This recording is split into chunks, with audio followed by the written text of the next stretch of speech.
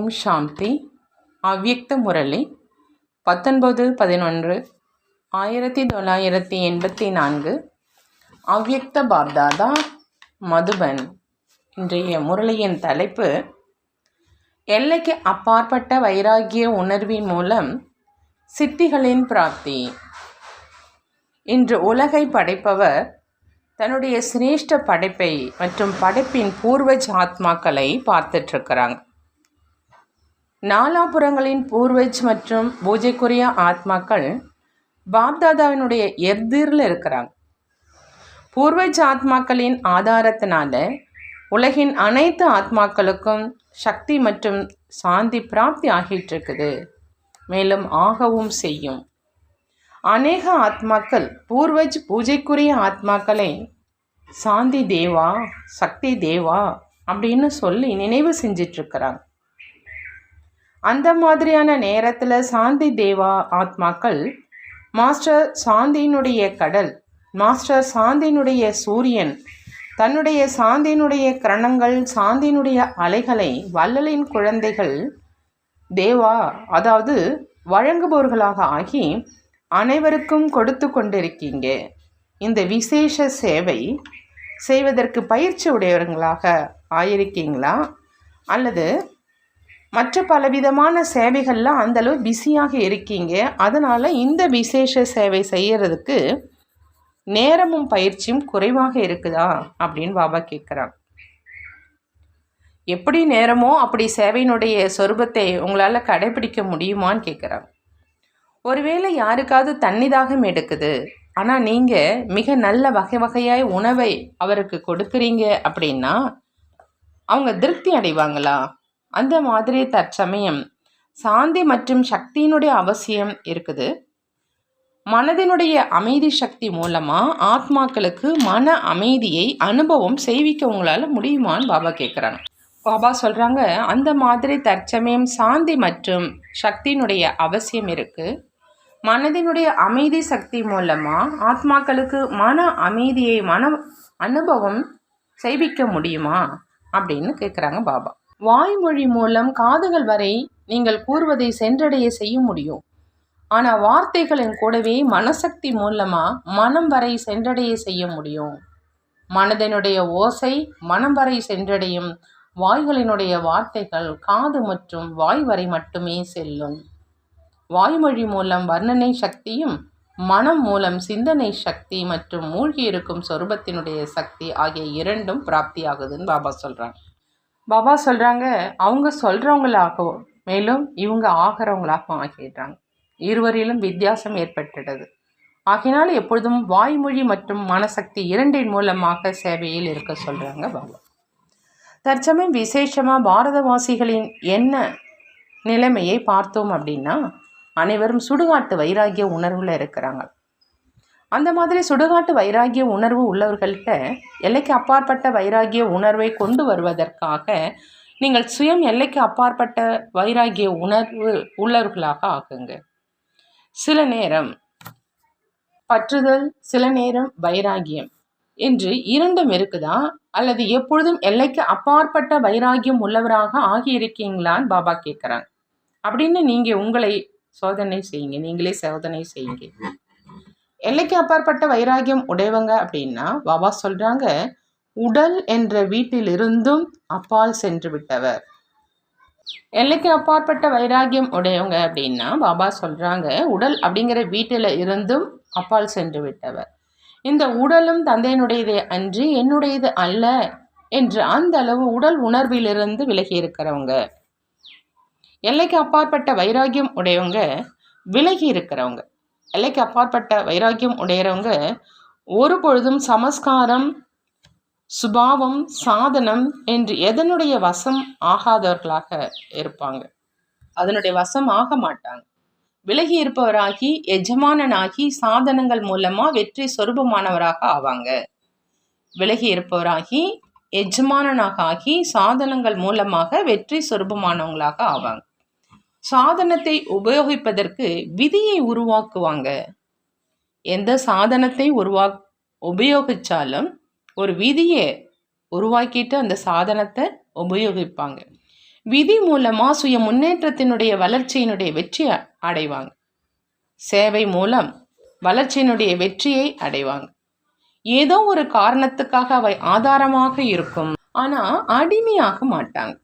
ஆதாரத்தின் அடிமையாவது என்றால் வசமாக ஆகி விடுவது. வசிபூத், அதாவது வசமாகி விடுவது என்ற வார்த்தையினுடைய அர்த்தமே எப்படி பூத ஆத்மா மற்றவர்களை வசப்படுத்தி மிகவும் தொந்தரவு செய்தோ அதே மாதிரி எந்த ஒரு சாதனம், சமஸ்காரம், சுபாவம் மற்றும் தொடர்பின் வசமாகி விடுகிறார்கள் என்றால் பூதத்துக்கு சமமாக தொந்தரவு அடைபவர்களாகவும் மேலும் மாற்றத்தின் அல்லது மற்றவர்களுடைய வசமாகியும் ஆகிடுறாங்க.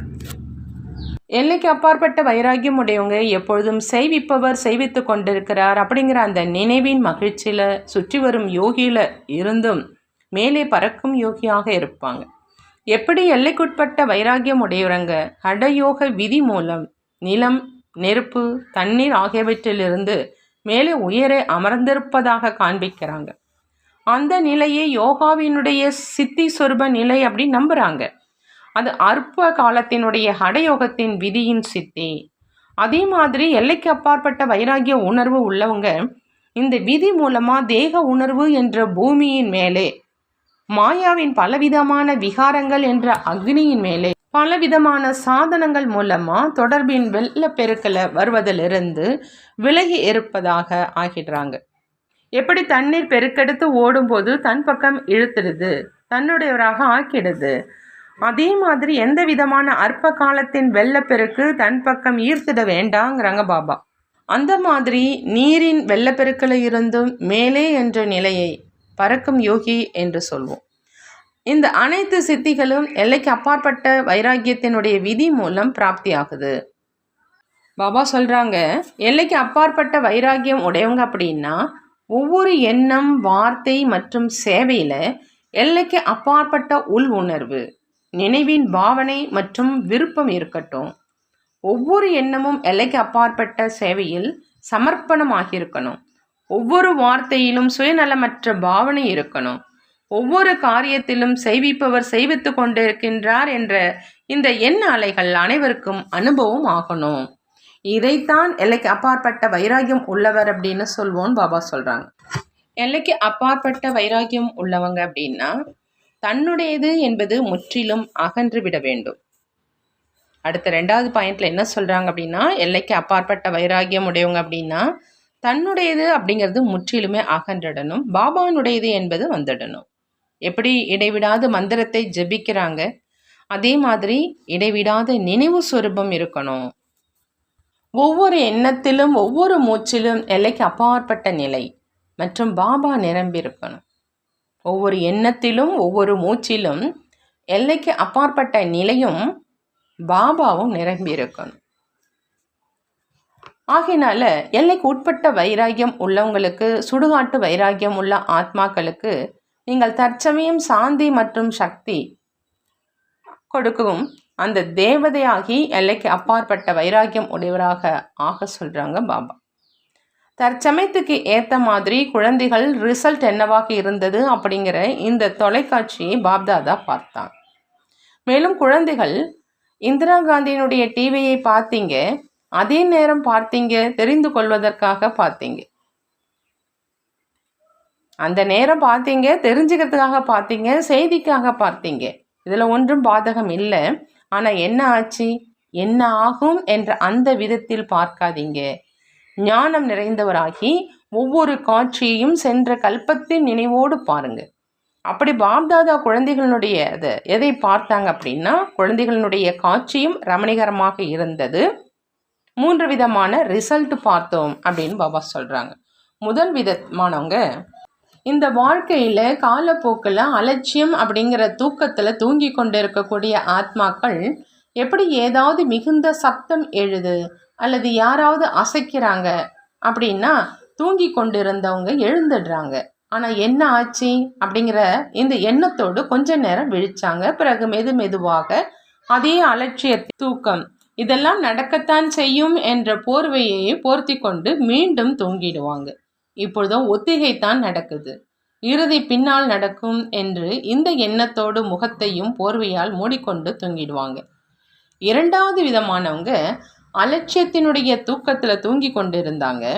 இவை அனைத்துமே நடக்கத்தான் செய்யும், அதனால் அது நடந்தது. முயற்சியோ செய்து கொண்டுதான் இருக்கிறோம், மேலும் வரும் காலங்களிலும் செய்தே விடுவோம். சங்கமிகத்திலும் முயற்சியோ செய்யத்தான் வேண்டும், கொஞ்சம் செஞ்சிருக்கிறோம், இன்னும் கொஞ்சத்தை வரும் நாட்களில் செய்துடுவோம்.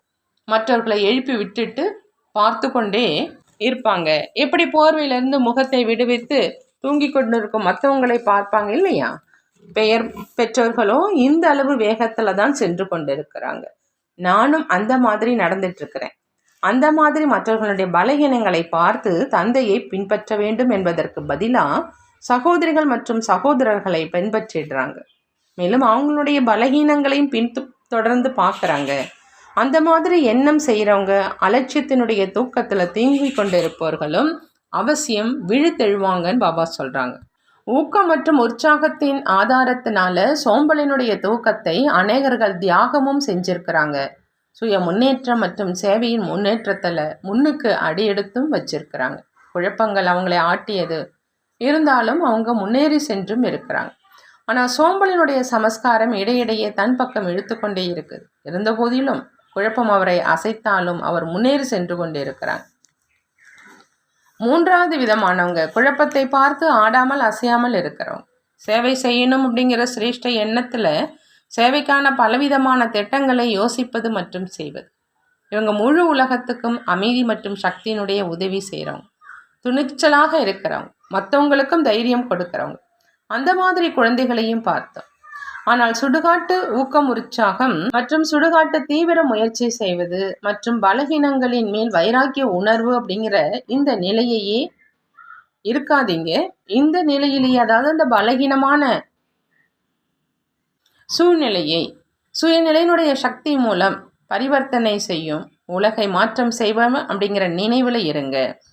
மூன்றாவது விதமான குழந்தைகளை பார்த்து பாபா சொல்கிறாங்க, குழப்பத்தை பார்த்து ஆடாமல் அசையாமல் இருக்கிறாங்க அந்த மூன்றாவது விதமானவங்க. சேவை செய்யணும் அப்படிங்கிற அந்த சிரேஷ்ட எண்ணத்தில் சேவைக்கான பலவிதமான திட்டங்களை யோசிக்கிறது மற்றும் செய்கிறது. இவங்க முழு உலகத்துக்கும் அமைதி மற்றும் சக்தியினுடைய உதவி செய்கிறவங்க, துணிச்சலாக இருக்கிறவங்க, மற்றவங்களுக்கும் தைரியம் கொடுக்குறவங்க.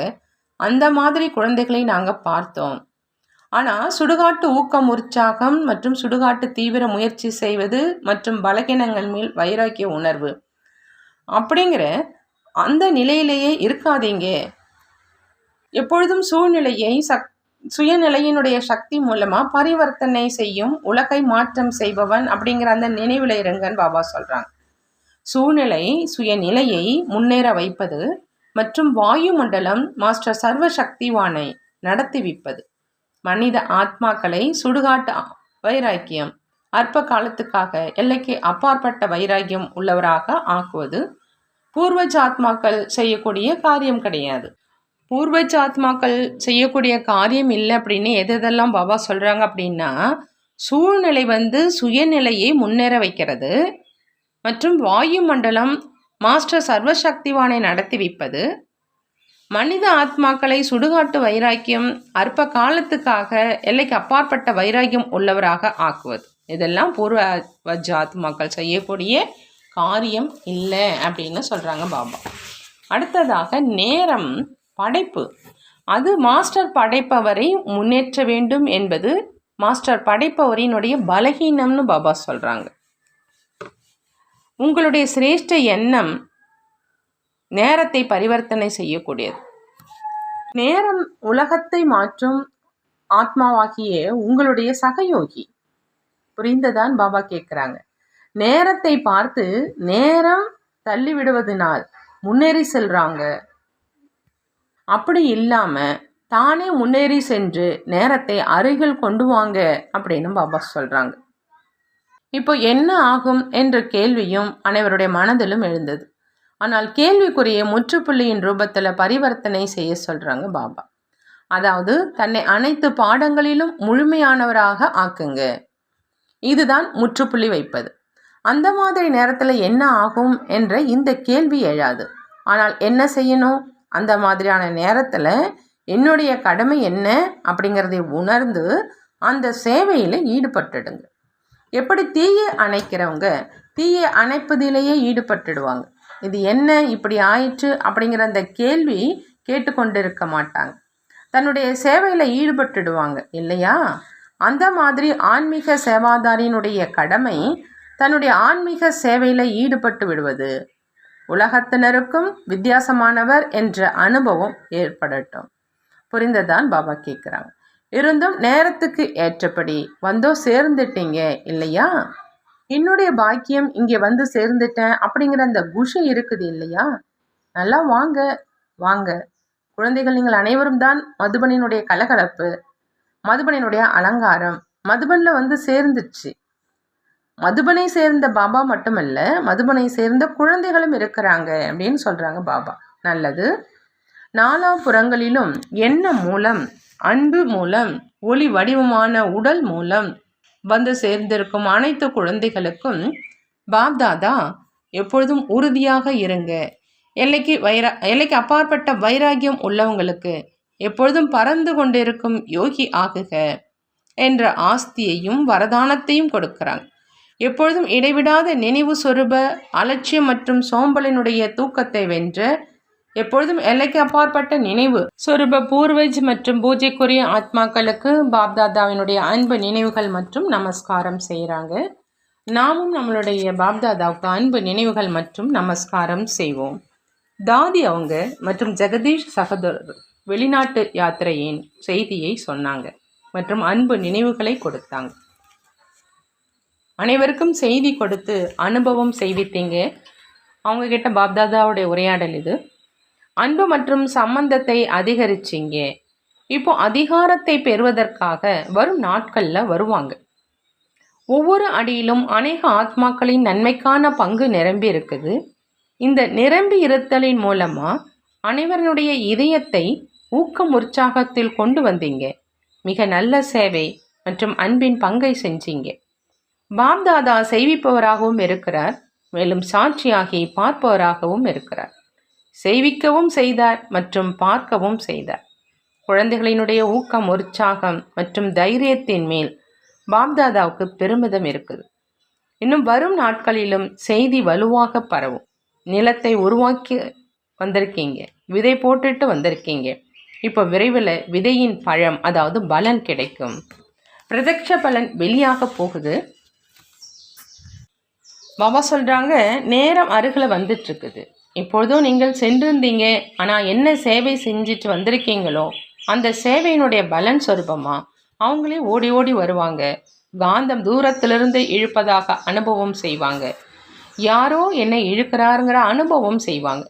எப்படி தொடக்க காலத்தில் அநேக ஆத்மாக்களுக்கு என்னை யாரோ இழுக்கிறார் என்று ஆன்மீக ஈர்ப்பு ஏற்பட்டுச்சு, அதே மாதிரி இவங்களும் இழுக்கப்பட்டு வருவாங்க. இந்த ஆன்மீக ஈர்ப்பு அதிகரித்து கொண்டிருக்கிறது என்ற அனுபவம் செய்வீங்க இல்லையா? அதிகரித்து அதிகரித்து ஈர்க்கப்பட்டவர்கள் பறந்து வந்து சேர்ந்துடுவாங்க. அந்த காட்சியும் இப்போது நடக்க போகுது. இப்போ இதுதான் இன்னும் பாக்கி இருக்குது. செய்தியை கொடுக்குறவங்க செல்றீங்க, ஆனால் அவர்கள் சுயம் சத்திய தீர்த்த ஸ்தலத்துக்கு வந்து சேருவாங்க அப்படிங்கிற இந்த இறுதி நிலை ஆகும் அப்படிங்கிறாங்க. இப்போது இதுதான் இன்னும் நடக்க வேண்டியதாக இருக்குது. இதுக்காக இப்போது நிலம் தயாராகிடுச்சு, விதையும் போடப்பட்டுடுச்சு. இப்போ விரைவிலேயே பழமும் வெளியாகிடும் அப்படின்னு சொல்கிறாங்க பாபா. நல்லது. 2 பக்கங்களுக்கும் சென்றிருந்தீங்க. பாப்தாதாவிடம் அனைவருடைய தைரியம், ஊக்கம், உற்சாகத்தினுடைய செய்தி வந்து சேருது. பெரும்பான்மையோரிடம் சேவையினுடைய ஊக்கம், உற்சாகம் இருக்கும் காரணத்தினால மாயாவை வென்றவர் ஆவதிலும் சுலபமாகவே முன்னேறி சென்று கொண்டிருக்கிறாங்க. ஓய்வாக இருக்கிறாங்க அப்படின்னா மாயாவினுடைய தாக்குதலும் இருக்கும். ஆனால் உள்ளபூர்வமாக பிஸியாக இருக்கீங்க. செய்யும் வேலையினால் இல்லை, யார் உள்ளபூர்வமாக சேவையில் பிஸியாக இருக்கிறாங்களோ அவங்க சுலபமாகவே மாயாவை வென்றவராக ஆகிடுவாங்க. பாப்தாதா குழந்தைகளினுடைய ஊக்கம் உற்சாகத்தை பார்த்து குஷி அடைகிறாங்க. அங்கு சாதனமும் சுலபமாக கிடைச்சிடுது, இவங்களுக்கு பிராப்தியும் ஆகிடுது. லட்சியம் இருக்குது, உழைப்பும் இருக்குது, மேலும் சாதனமும் சகஜமாக பிராப்தியாகும். இந்த 3 விஷயங்களின் காரணமாக பந்தயத்தில் நன்றாக முன் வரிசை எண்ணை பெற்றுக்கொள்கிறாங்க. நல்லது. ஆனால் பாரதத்திலும் யாரும் குறைந்தவர்கள் கிடையாது. அனைவரும் அவரவர்களுடைய ஊக்கம் உற்சாகத்தின் ஆதாரத்தில் படிச்சுட்டு இருந்திருக்காங்க. பாரதத்தில் இருந்து தான் பெயர் வெளியாகும்.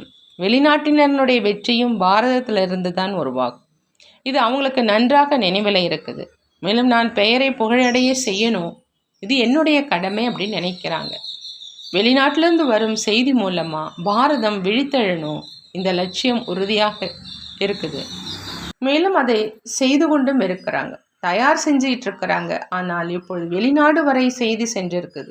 வெளிநாட்டினுடைய பாரதம் வரை வந்தடையணும், வெளிநாட்டினுடையது பாரதம் வரை வந்தடையணும். மேலும் அவங்க பறந்து பறந்து வந்து கொண்டு இருக்கிறாங்க. செய்தி அவர்களை பயணம் செய்ய வைக்குது. பறந்து வராங்க, இங்கே வந்து சேர்ந்துடுவாங்க. இப்போ வெளிநாட்டில் நன்றாக பரவி கொண்டு இருக்குது. ஆனால் வெளிநாட்டினுடைய செய்தி பாரதம் வரை வந்து சேர்வது என்பது நடக்கும், அதுவும் நடக்கும். நீங்கள் என்னென்ன தனது பங்கை செஞ்சீங்களோ அதை மிக நன்றாக செஞ்சீங்க. எப்பொழுதும் முன்னேறி செல்வதற்கான அந்த சகயோகம் மற்றும் வரதானம் இருக்குது உங்களுக்கு. ஒவ்வொரு ஆத்மாவுக்கும் அவங்கவுங்களுக்கு என்று பங்கு இருக்குது. எந்தளவு அனுபவியாக ஆகிக்கொண்டே இருப்பீங்களோ அந்தளவு இன்னும் அனுபவங்களோட ஆதாரத்தினால முன்னேறி சென்று கொண்டே இருப்பீங்க. செய்விப்பவர் யார் மூலமாக செய்வித்தாரோ அது நாடகத்தினுடைய அனுசாரம் மிக நன்றாக செய்வித்தார். கருவி அப்படிங்கிற அந்த உணர்வு சேவையை செய்வித்தே விடுது. அந்த மாதிரி சேவையை செய்வித்தார். நீங்கள் கருவியாக ஆனீங்க, சேமிப்பும் ஆச்சு. மேலும் எதிர்காலத்திலும் சேமிப்பாகி கொண்டே இருக்கும் அப்படின்னு பாபா சொல்கிறாங்க. நல்லது. அடுத்ததாக பார்ட்டிகளோடு அவ்யக்த பாப்தாதா சந்திக்கிறாங்க. எப்பொழுதும் சந்திப்பும் அப்படிங்கிற மேலாவில் இருக்கிறவங்க தான் இல்லையான்னு கேட்குறாங்க. இந்த சந்திப்பின் மேலா அழியாத சந்திப்பு மேலாவினுடைய அனுபவத்தை சேவித்தது. நீங்கள் எங்கே இருந்தாலும் ஆனால் மேலாவில் இருக்கீங்க, மேலாவில் இருந்து தூரமாக இருப்பதில்லை. மேலா அப்படின்னா சந்திப்பு. அந்த மாதிரி நீங்கள் எப்பொழுதுமே சந்திப்பிலேயே இருக்கிறீங்க. யார் எப்பொழுதுமே சந்திப்பில் இருக்கிறாங்களோ அவங்க மாதிரி பாக்கியவான் வேறு யாராவது இருக்க முடியுமான்னு பாபா கேட்குறாங்க. பொதுவாக உலகத்தில் மேலா இருக்கும், பிறகு அது முடிஞ்சிடும். ஆனால் யாருமே நிரந்தரமாக மேலாவில் இருப்பது கிடையாது. நீங்கள் பாக்கியம் நிறைந்த ஆத்மாக்கள் எப்பொழுதும் மேலாவிலேயே இருக்கீங்க. உங்களுக்காக எப்பொழுதும் சந்திப்பு மேலாதான். மேலாவில் என்ன நடக்கும்? சந்திப்பது மற்றும் ஊஞ்சலில் ஆடுவது. ஊஞ்சலில் ஆடுவது இருக்குது தான் இல்லையா? நீங்கள் எப்பொழுதும் பிராப்திகளின் ஊஞ்சலில் ஆடுறவங்க. அது அந்த மாதிரியான ஊஞ்சல். அதில் எப்பொழுதுமே சுகம் மற்றும் அனைத்து பிராப்திகளினுடைய அனுபவத்தை சேவிக்கக்கூடியதாக இருக்கும். நீங்கள் அந்த மாதிரி கோடியில் சிலரான அந்த பாக்கியம் நிறைந்த ஆத்மாக்கள். முன்பு மகிமையை கேட்டுக்கிட்டு இருந்தோம், இப்போது மகானாகி விட்டோம் அப்படின்னு பாபா சொல்கிறாங்க. நல்லது. அடுத்ததாக பாபா வரதானம் கொடுக்குறாங்க. சாந்தியின் சக்தி மூலமாக அசம்பவத்தை சம்பவம் ஆக்கக்கூடிய சகஜ யோகி ஆகுக. சகஜ யோகியாக ஆகணும்னா பாபா சொல்கிறாங்க, சாந்தியின் சக்தி மூலமாக அசம்பவத்தை சம்பவமாக ஆகணும். சாந்தியினுடைய சக்தி அனைத்தையும் விட சிரேஷ்ட சக்தி. சாந்தியினுடைய சக்தியின் மூலமாகத்தான் மற்ற அனைத்து சக்திகளும் உருவாகுது. அறிவியல் சக்தியின் பிரபாவம் இன்று உலகத்தில் அந்தளவு இருக்குது. அந்த அறிவியலும் அமைதியில் இருந்து தான் உருவாச்சு. ஆகினால சாந்தியின் சக்தி மூலம் நீங்கள் என்ன விரும்புகிறீங்களோ அதை செய்ய முடியும். அசம்பவத்தையும் சம்பவமாக ஆக்க முடியும். எதை உலகத்தினர் அசம்பவம் அப்படின்னு சொல்கிறாங்களோ அது உங்களை பொறுத்தவரை சம்பவமானது. மேலும் சம்பவமாக இருக்கும் காரணத்தினால சகஜமாகவும் இருக்குது. சாந்தியினுடைய சக்தியை தாரணை செஞ்சு சகஜ யோகியாக ஆகுங்கிறாங்க பாபா. அடுத்ததாக பாபா ஸ்லோகனில் சொல்கிறாங்க, வாய்மொழி மூலம் அனைவருக்கும் சுகம் மற்றும் சாந்தி கொடுத்தீங்க அப்படின்னா மகிமைக்கு தகுதியானவராக ஆயிடுவீங்க. வாய்மொழி மூலம் அனைவருக்கும் சுகம் மற்றும் சாந்தி கொடுத்தீங்க அப்படின்னா மகிமைக்கு தகுதியானவர்களாக ஆயிடுவீங்க. நல்லது. ஓம் சாந்தி. நன்றி பாபா, நன்றி.